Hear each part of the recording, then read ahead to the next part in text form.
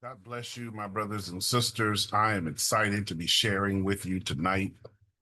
Ordinarily, we would cancel Bible study this week because our district is in session, but I'm excited to be sharing this recap with you and going deeper from the message from Sunday.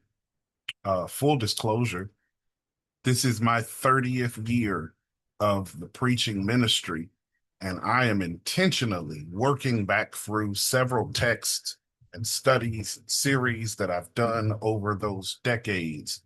And the one that we started Sunday is one that is at least 20 years old, talking about the present day ministry of Jesus and the importance of recognizing that Jesus did not just do something for us and stop, but he has a continuing ministry that does not stop. On Sunday, we said that Jesus sat down, but he did not sit out.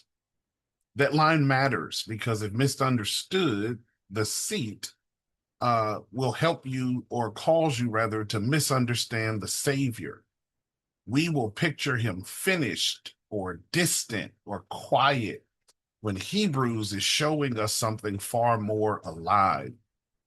And so tonight, we're not going to try to unpack every work that Jesus does from the throne. Those windows are coming.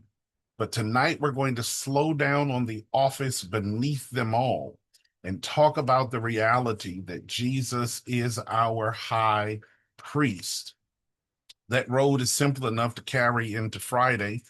The office, the offering, and the outcome. That's our road tonight. The office, the offering, and the outcome. The office is permanent.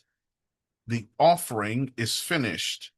And the outcome reaches throughout generations, all the way to you and beyond. Hebrews chapter 7, verse 23 through 25 says, Former priests were many in number because they were prevented by death from continuing in office. But he, speaking about Jesus, holds his priesthood permanently because he continues forever. Consequently, he is able to save to the uttermost those who draw near to God through him, since he always lives to make intercession for them.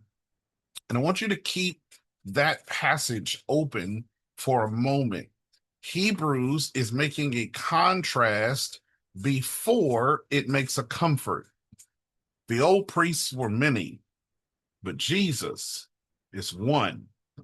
He holds his priestly office permanently. Then comes the consequence. Because his priesthood does not end, his power to save does not run out. Now, I want you to take Hebrews chapter 10, verse 11 and 12, and let that stand right next to that truth. Hebrews chapter 10, verse 11 and 12 says, And every priest stands daily at his sacrifice, offering repeatedly the same sacrifices which can never take away sins. But when Christ had offered for all time a single sacrifice for sins, he sat down at the right hand of God. That is the shape of the lesson. A standing priest, then a seated priest or seated priest. Repeated sacrifices, then one sacrifice. An office interrupted by death versus an office held forever. Hebrews is not just ascribing to Jesus some religious title. Hebrews is telling us that your access to God rests on a high priest that not even death can remove. Let's go deeper. Here's the office. You got to start with the office. Hebrews says the former priests were many in number, and the reason for that is painfully simple. They were prevented by death from continuing in office. The old priesthood was necessary but fragile. Every priest, no matter how faithful, had a limit. His garments could be holy, his duties could be sacred, his calling could be real, but eventually death came and the office needed another man. That is the quiet ache that sits beneath the old system. The people always needed a priest, but the priest could not stay. Then Hebrews says, but he, speaking about Jesus, holds his priesthood permanently because he continues forever. The word permanently is doing the heavy work there. Jesus does not borrow the office.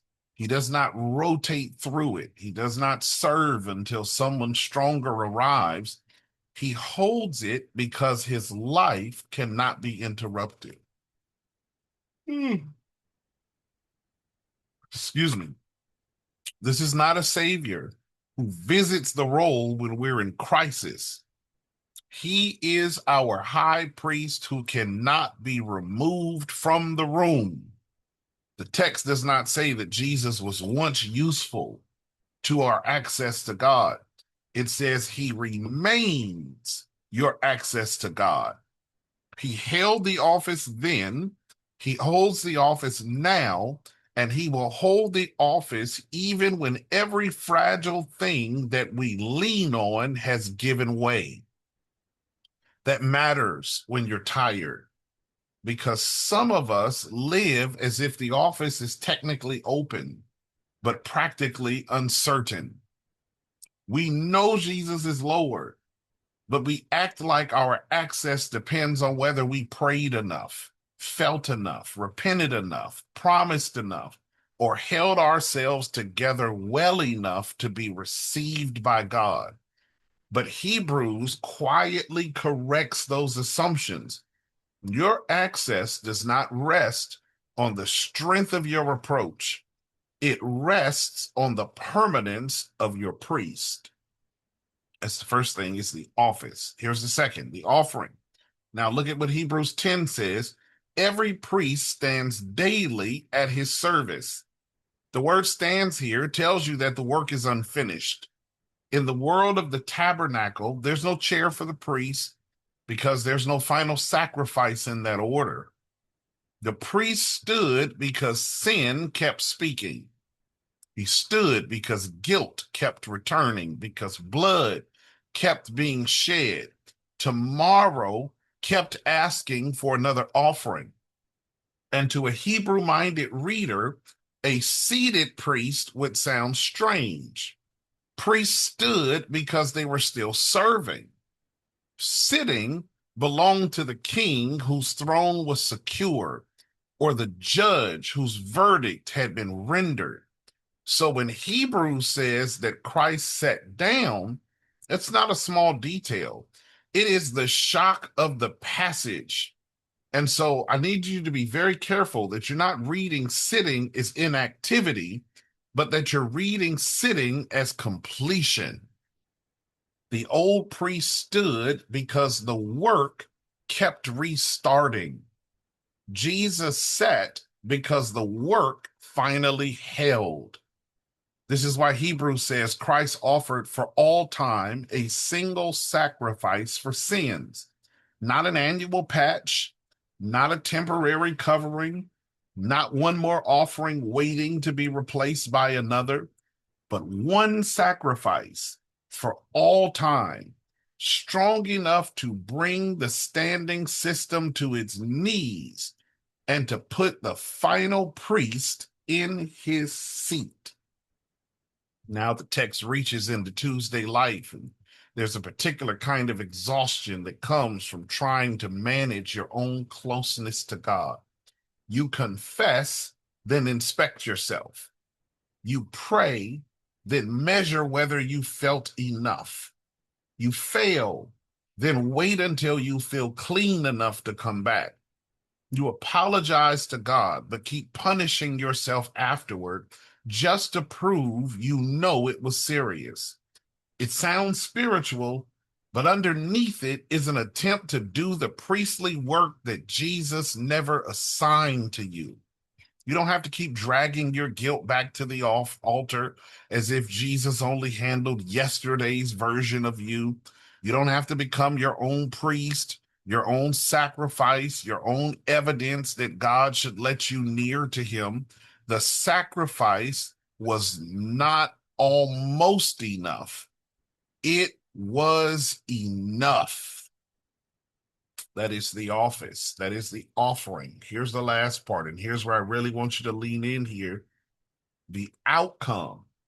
Consequently, he is able to save to the uttermost those who draw near to God through him. That word consequently matters. Hebrews is not making some detached theological statement. It's drawing a conclusion because Jesus holds the office permanently and because his sacrifice has been offered completely, he is able to save completely. Jesus saves completely because Jesus remains permanently. This word uttermost carries the sense of completely, all the way through, all the way to the end. Not a little help, not a partial rescue, not enough salvation to get you started while you finish up the rest. He saves all the way down, all the way through, and he has saved you to get you all the way home. The text does not say that he's able to save the impressive. It says that he is able to save those who draw near to God through him. That is important. The way to God is not through your consistency. It's not through your emotional intensity. The way to God is not through your clean record or your ability to explain why this time will be different. The way to God is through Jesus. That's why we're not going to spend tonight unpacking every phrase in verse 25.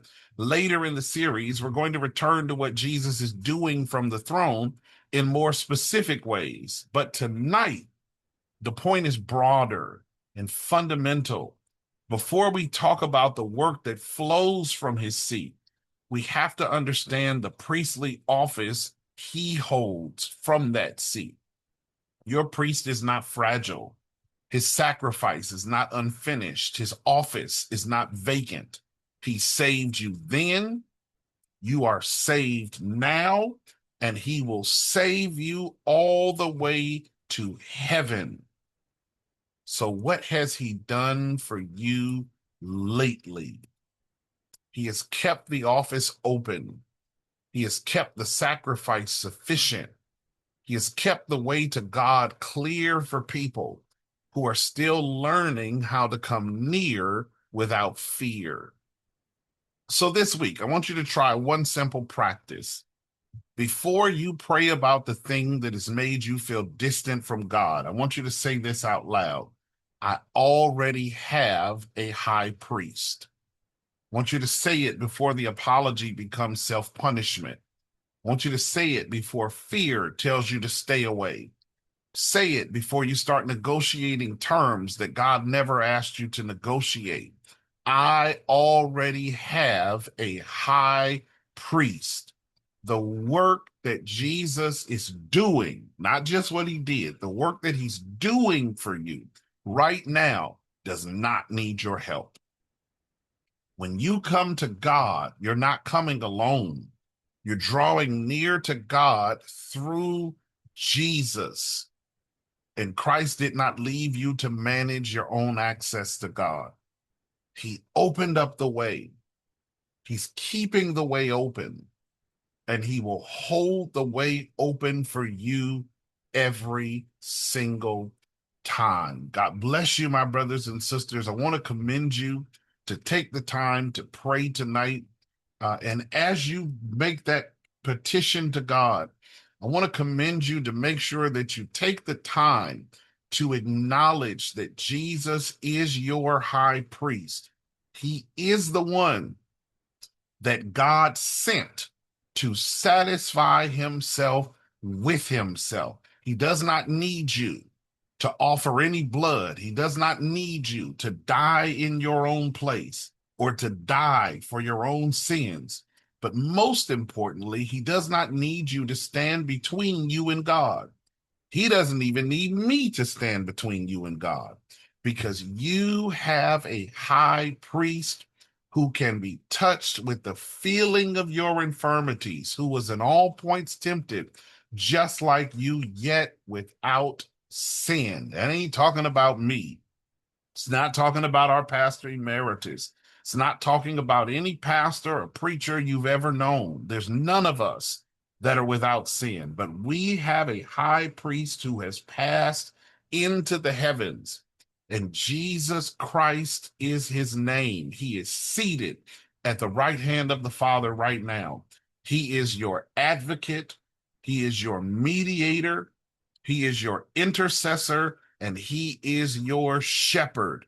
And over the next several weeks, we're going to be talking about those realities as we learn to better trust Jesus to be our high priest. God bless you, my brothers and sisters, and we'll see you on Sunday morning.